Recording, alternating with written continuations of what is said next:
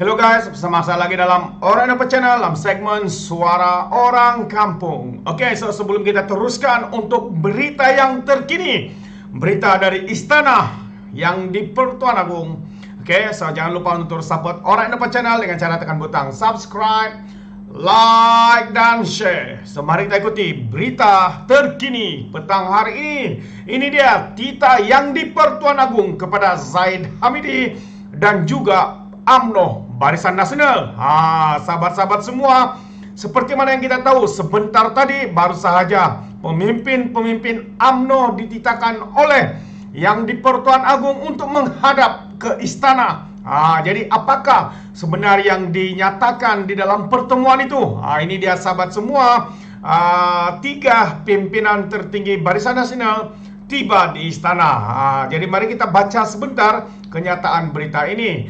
Pengurusi Barisan Nasional BN, Datuk Seri Ahmad Zaid Hamidi tiba di Istana Negara pagi ini untuk menghadap yang di Pertuan Agung Al Sultan Abdullah Riyatuddin Al Mustafa Bilal Shah.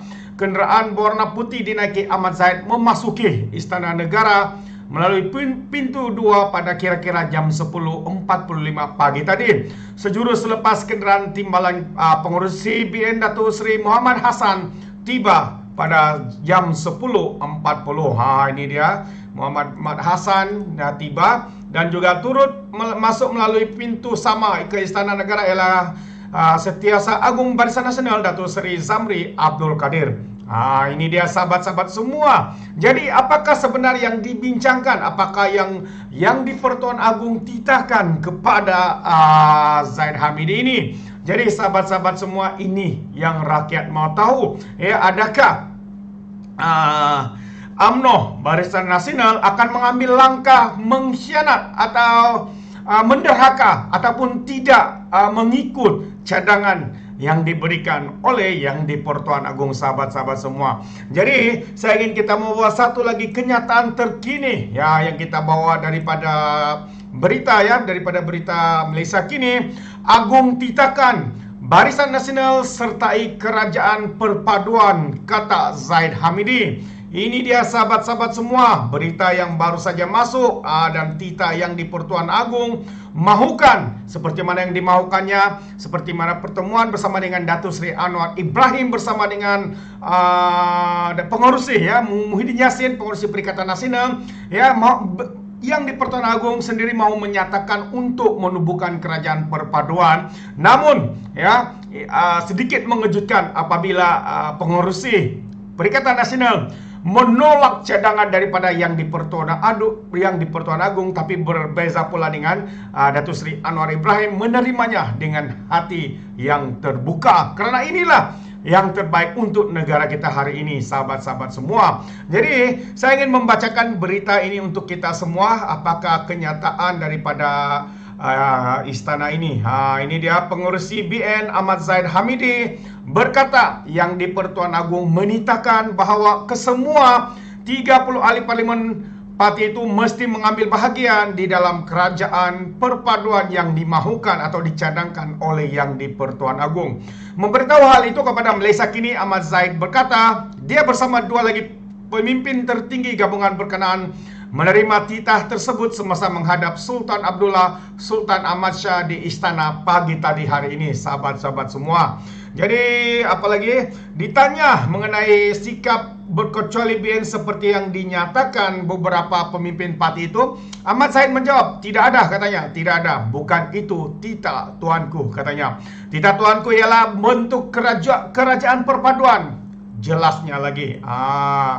Jadi selain Ahmad Zaid turut menghadap yang di Pertuan Agung ialah timbalan Presiden Muhammad Hassan dan Setiausaha Agung BN Zamri Abdul Kadir. Mereka menghadap kira-kira jam 10.30 pagi tadi. Agung semalam menitahkan agar kesemua 30 ahli parlimen BN untuk hadir dalam Istana Negara pagi ini untuk ditemu bual secara langsung dalam usaha baginda melantik Perdana Menteri baru Malaysia. Bagaimanapun, menurut Ahmad Zaid, sesi itu digantikan dengan pertemuan mereka bertiga saja menghadap yang di Pertuan Agung. Susulan titah Agung pagi tadi, Ahmad Zaid berkata, titah tersebut akan dibincangkan oleh Majlis Kerja Tertinggi MKT UMNO dan kemudiannya di Dewan Tertinggi Barisan Nasional. Berdasarkan surat yang dikeluarkan, Ibu Pejabat Pati bermesyuarat MKT UMNO dijadwal berlangsung pada jam 8 malam ini diikuti pertemuan Dewan Tertinggi Barisan Nasional. Jadi sahabat-sahabat semua yang bersama dengan orang Indo ketika ini adalah satu cadangan ataupun yang terbaik sebenarnya untuk Malaysia.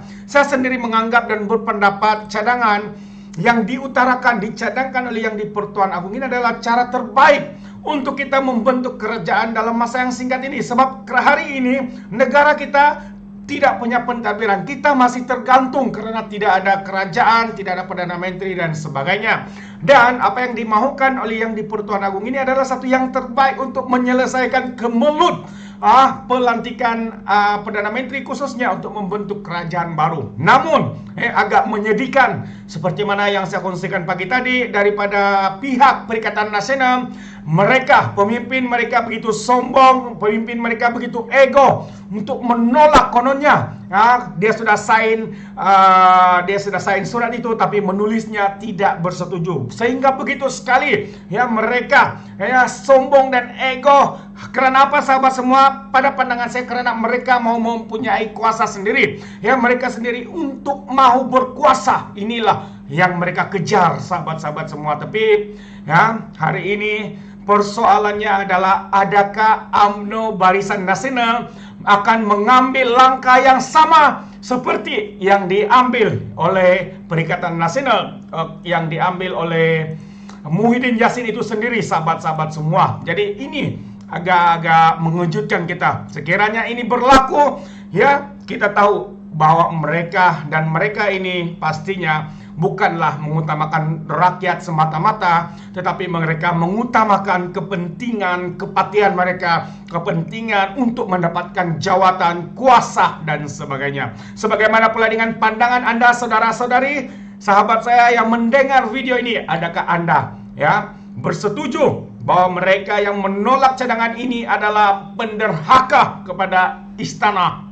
seperti mana tindakan yang diambil oleh pengurusi Perikatan Nasional Muhyiddin Yassin bersama dengan Presiden Lebay PAS, yaitu Hadi Awang, sahabat-sahabat semua. Jadi Anda boleh berikan komen Anda di dalam ruangan komen, karena saya percaya inilah langkah yang terbaik untuk kita wujudkan kerajaan perpaduan. Karena kita harus menghormati negara kita bukan hanya ada satu bangsa. Negara kita memiliki berbagai agama, berbagai suku, kaum, bangsa yang harus kita lakukan, yaitu kita harus menghormati di antara satu sama lain. Inilah yang akan menjadi pemangkin kepada negara kita untuk kita bersama keluar daripada kemelut yang kita sedang hadapi hari ini. Untuk krisis makanan, untuk masalah pelaburan yang kurang masuk ke Malaysia karena ketidakstabilan ekonomi politik Malaysia ini, sahabat-sahabat semua.